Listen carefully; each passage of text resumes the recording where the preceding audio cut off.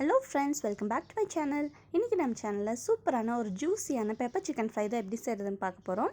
வாங்க வீடியோக்குள்ளே போகலாம். நீங்கள் ஃபஸ்ட் டைம் என் வீடியோ பார்க்குறீங்கன்னா மறக்காம எங்கள் சேனலை சப்ஸ்கிரைப் பண்ணிடுங்க. கூடவே பக்கத்தில் இருக்க பெல் ஐக்கனை கிளிக் பண்ணி அதில் ஆளுங்கிற ஆப்ஷனையும் ப்ரெஸ் பண்ணிடுங்க. அப்போ தான் நான் போடுற வீடியோஸ் உங்களுக்கு நோட்டிஃபிகேஷனாக வரும்.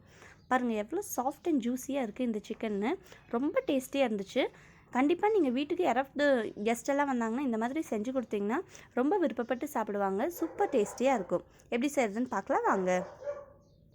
இப்போ இந்த பெப்பர் சிக்கன் செய்கிறதுக்காக 1 kg சிக்கன் எடுத்திருக்கேன். அது கூட மசாலாக்காக 2 டேபிள்ஸ்பூன் அளவுக்கு ஜிஞ்சர் கார்லிக் பேஸ்ட் ஆட் பண்ணிக்கலாம். அது கூட 1 டேபிள்ஸ்பூன் அளவுக்கு கரம் மசாலா பவுடர், ஒரு 1/2 டேபிள்ஸ்பூன் அளவுக்கு மஞ்சள் தூள், அதாவது டர்மரிக் பவுடர் ஆட் பண்ணிக்கலாம். இது கூட 1 டேபிள்ஸ்பூன் அளவுக்கு சில்லி பவுடர் ஆட் பண்ணிக்கலாம். ஒரு 2 டேபிள்ஸ்பூன்ஸ் அளவுக்கு பெப்பர் பவுடர் ஆட் பண்ணிக்கலாம். அது கூட ஒரு 1/2 டேபிள்ஸ்பூன் அளவுக்கு பெருஞ்சீரக பொடி ஆட் பண்ணிக்கலாம். அது கூட தேவையான அளவு சால்ட்டும் ஆட் பண்ணி இதை நல்லா கையில் நல்லா மிக்ஸ் பண்ணி விட்டுக்கோங்க. நல்லா இதோட உள்பாகெல்லாம் பிடிக்கிற மாதிரி நல்லா பிசைஞ்சு விட்டுக்கோங்க. அப்போ தான் இதோட டேஸ்ட் வந்து நல்லா உள்ளெல்லாம் நல்லா பிடிக்கும்.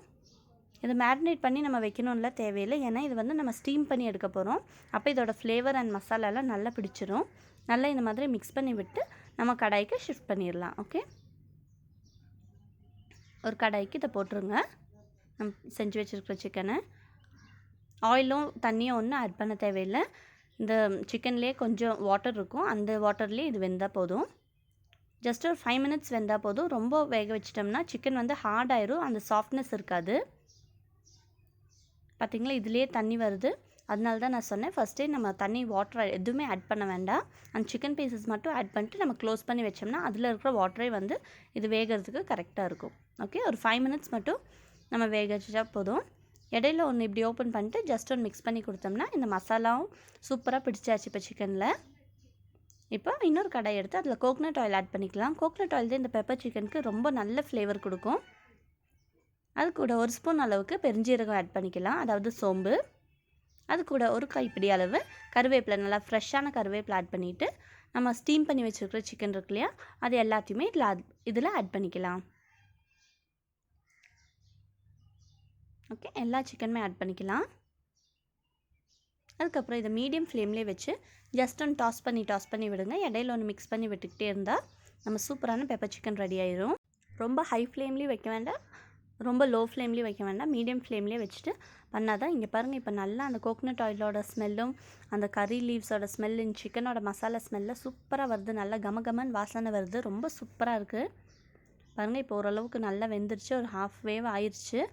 இங்கே பாருங்கள், இந்த மாதிரி ஒரு 3/4 வேவ் ஆகும்போது நம்ம இதோட டேஸ்ட் கொஞ்சம் கூட ஆட் பண்ணுறதுக்காக நம்ம என்ன பண்ண போகிறோம்னா 2 பெரிய வெங்காயம் நல்லா ஸ்லைஸ் பண்ணி வச்சுருக்கிற பெரிய வெங்காயம் இருக்கு இல்லையா, அதை வந்து இது கூட ஆட் பண்ண போகிறோம். ஓகே, இது 3/4 வேவ் ஆகும்போது ஆட் பண்ணால் போதும். ஃபஸ்ட்டே ஆட் பண்ண தேவையில்லை. ஃபஸ்ட்டே ஆட் பண்ணால் இந்த வெங்காயம் எல்லாம் கரிஞ்சிரும். அதனால் இந்த சிக்கன் 3/4 வேவ் ஆனதுக்கப்புறம் தான் நம்ம பெரிய வெங்காயம் ஆட் பண்ணணும். இப்போ இந்த வெங்காயம் ஆட் பண்ணி நல்லா ஒன்று மிக்ஸ் பண்ணி விட்டுக்கலாம். ஓகே, நம்ம லாஸ்ட்டில் சாப்பிடும்போது இந்த சிக்கனும் அந்த வெங்காயம் எல்லாம் ரொம்ப டேஸ்டியாக இருக்கும். லாஸ்ட்டில் சிக்கன் தீர்ந்தால் கூட இந்த வெங்காயத்தை வந்து சாப்பிட்டா ரொம்ப டேஸ்டியாக இருக்கும். இது ஒரு 3 minutes மட்டும் சாட் பண்ணால் போதும். அதுக்கப்புறம் கொஞ்சம் ஃப்ரெஷ்ஷான கருவேப்பிலையும் மல்லியலையும் சேர்த்து ஜஸ்ட் ஒன்று மிக்ஸ் பண்ணி விட்டு நம்ம கேஸ் ஆஃப் பண்ணிடலாம். அதுக்கப்புறம் நம்ம சுட சுட பிளேட்டுக்கு சர்வ் பண்ணிடலாம். இது நீங்கள் சூடான சாப்பாடு கூட சைட் டிஷ்ஷாக வச்சு சாப்பிட்லாம், இல்லை சப்பாத்தி எதுக்குனாலும் நீங்கள் சைட் டிஷ்ஷாக வச்சு சாப்பிட்லாம். சப்பாத்தி பரோட்டா எதுக்குனாலும் சூப்பர் காம்பினேஷனாக இருக்கும். நீங்கள் கண்டிப்பாக ட்ரை பண்ணி பாருங்கள். உங்களுக்கு ரொம்பவே விருப்பப்படும் இந்த சிக்கன் ரெசிபி. கண்டிப்பாக ட்ரை பண்ணிட்டு கமெண்ட்ஸ் என்கிட்ட ஷேர் பண்ணுங்கள். உங்களுக்கு என் வீடியோ பிடிச்சிருந்ததுன்னா மறக்காமல் லைக் பண்ணுங்கள், ஷேர் பண்ணுங்கள், கமெண்ட் பண்ணுங்கள். மறக்காமல் என் சேனலை சப்ஸ்கிரைப் பண்ணிடுங்க. தேங்க்யூ ஃபார் வாட்சிங்.